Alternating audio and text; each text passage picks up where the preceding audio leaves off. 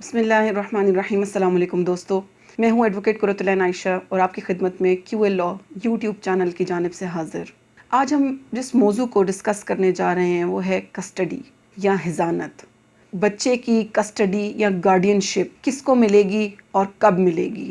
حضانت یا کسٹڈی سے کون سے قوانین ڈیل کرتے ہیں؟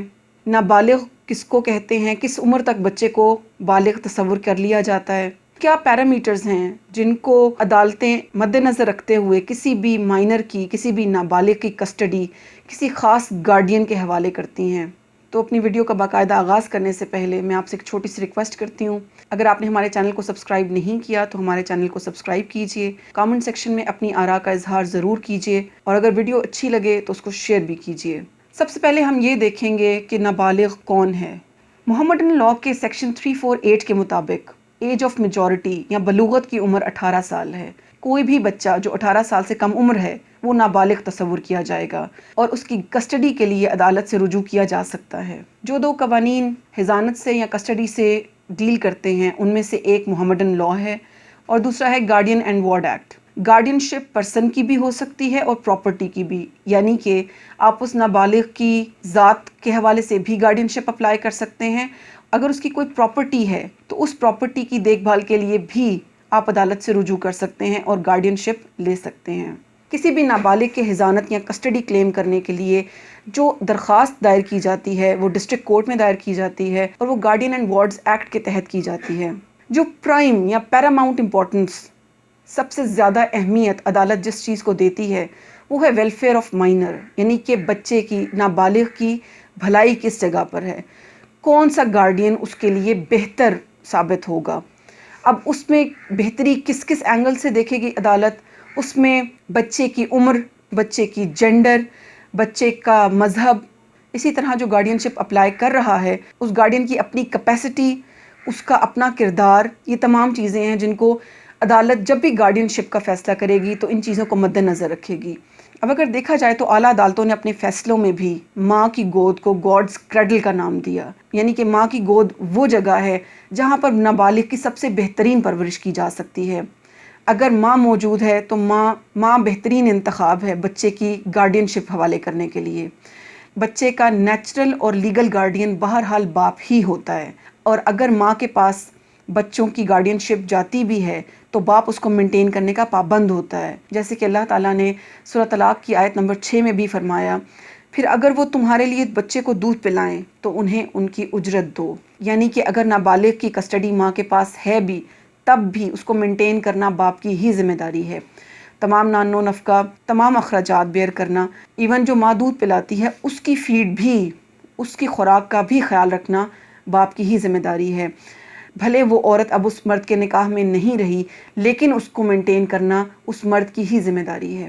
عدالت جہاں پر یہ دیکھے گی کہ کیا گارڈین واقعی کوالیفائی کر رہا ہے اس کی گارڈین شپ کے لیے یا نہیں، وہاں پر اگر بچہ نابالغ اس قابل ہے کہ وہ اپنی رائے کا اظہار کر سکتا ہو، اپنے لیے کوئی فیصلہ لینے کے قابل ہو، تو عدالت اس نابالغ کی پریفرنس کو کنسیڈر کرے گی۔ یعنی کہ اگر بچہ نابالغ یہ کہتا ہے کہ میں ماں کے ساتھ رہنا چاہتا ہوں یا ادروائز میں باپ کے ساتھ رہنا چاہتا ہوں تو عدالت اس کو کنسیڈر کرے گی۔ لیکن اگر بچہ زیادہ چھوٹا ہے، نابالغ کی عمر اتنی کم ہے کہ وہ کوئی فیصلہ نہیں لے سکتا، اپنی رائے کا اظہار نہیں کر سکتا، تو ان دیٹ کیس عدالت سرکمسٹانسز کو دیکھے گی اور ان کے اکارڈنگلی فیصلہ کرے گی۔ سیکشن 352 ہمیں بتاتا ہے کہ میل چائلڈ، یعنی کہ اگر تو بچہ ہے، نابالغ بچہ ہے تو 7 سال کی عمر تک ماں اس کی کسٹڈی لینے کی حقدار ہے۔ 7 سال کے بعد اس کی کسٹڈی باپ کے پاس آٹومیٹکلی ٹرانسفر ہو جاتی ہے۔ اسی طرح اگر نابالغ بچی ہے تو اس کی کسٹڈی اس کی ماں کے پاس بلوغت تک رہتی ہے، یعنی کہ ماں اس بچی کو اس وقت تک اپنی کسٹڈی میں رکھ سکتی ہے جب تک کہ وہ بالغ نہ ہو جائے، اور اگر وہ بلوغت کے بعد یہ فیصلہ کرنے کے قابل ہے کہ وہ اپنی پریفرنس، اپنی چوائس کو عدالت کے سامنے رکھ سکے تو وہ عدالت کے سامنے اپنی چوائس بھی رکھ سکتی ہے کہ میں باپ کے پاس جانا چاہتی ہوں یا ماں کے پاس جانا چاہتی ہوں۔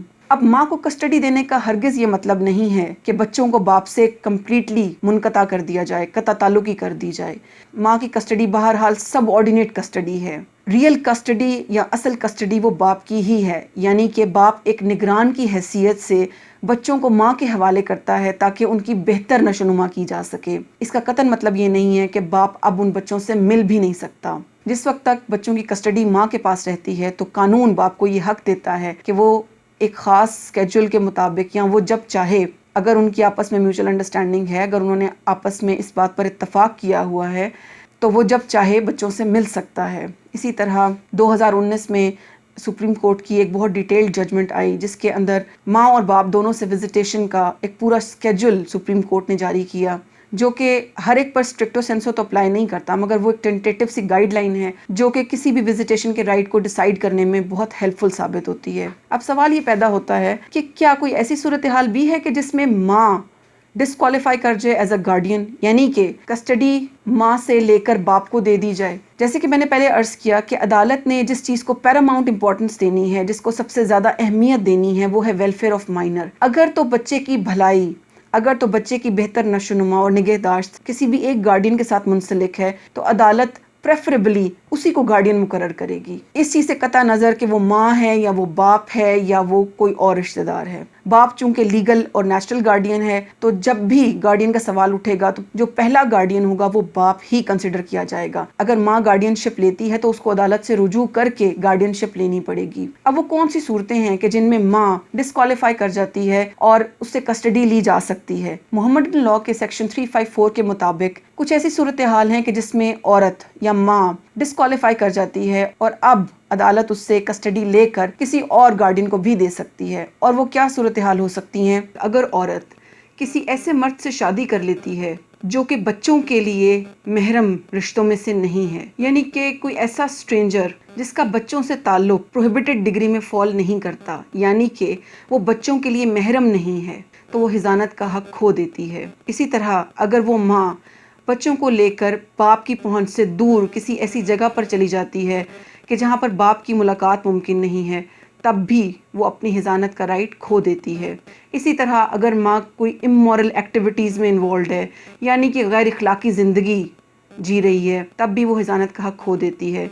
इसका जो मकसद है वो सिर्फ ये है कि उस औरत की इमोरल एक्टिविटीज़ बच्चों की अच्छी परवरिश, तरबियत और निगहदाश्त में हायल ना हो। इसी तरह अगर माँ अपना रिलीजन चेंज कर लेती है, अगर बच्चों की निगहदाश्त सही से नहीं करती, निगलेक्ट करती है, जिम्मेदारी से उनकी परवरिश नहीं कर रही, तब भी वो हिजानत का हक खो देगी। ये हैं वो सूरतें जो कि मोहम्मदन लॉ में बताई गई जिसमें औरत अपने हिजानत का हक खो देती है। दोस्तों, आज की वीडियो में बस इतना ही। इंशाल्लाह नेक्स्ट वीडियो में आपसे फिर मुलाकात होगी।